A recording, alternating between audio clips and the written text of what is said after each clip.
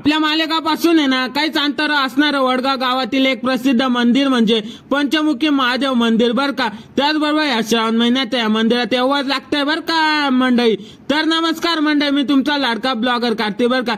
सूत्र राणाला घेतलं आणि डायरेक्ट वडगावच्या दिशेने चालत होतो, पण त्यात आहे ना आपल्या टमटमच्या पोटातले कावळे ना काव का करत होतं। मग काय टाकलं 100चं दन दणक्यात पेट्रोल।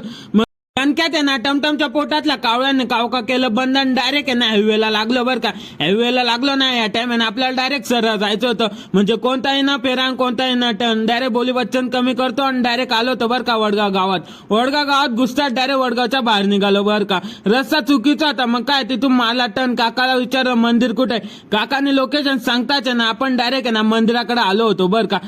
तर दणक्यात आहे ना मंदिराचा प्रवेशद्वार तर इतका मोठा होता ना, पटापटा गाडी पार्क केली आणि डायरेक्ट मध्ये आलो बर का। मध्ये आला तर ना मंदिराकडे एक झाड होतं, इतकं मोठं होतं बरं का।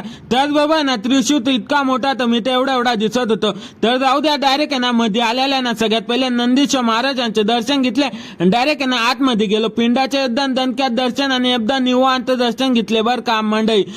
तर भारताच्या ना एकदम दणक्यात ना शनीश्वर महाराजांचे दर्शन घेतले आणि डायरेक्ट आहे ना नदीकडे आलो बरं का। नदीकडे आलो तर पाहिलं तर वरती होऊन आणि खाली थंड पाणी पाहून तर मला तर डायरेक्ट पोहावं वाटलं, पण मनावर कंट्रोल केलं, काही पोहिलो नाही आणि डायरेक्ट बाहेर आलो बरं का। आता पार्ट 2 साठी ना आत्ताच फॉलो करून घ्या आणि आपले डेली ब्लॉग बी पाहत राहा बरं का मंडळी।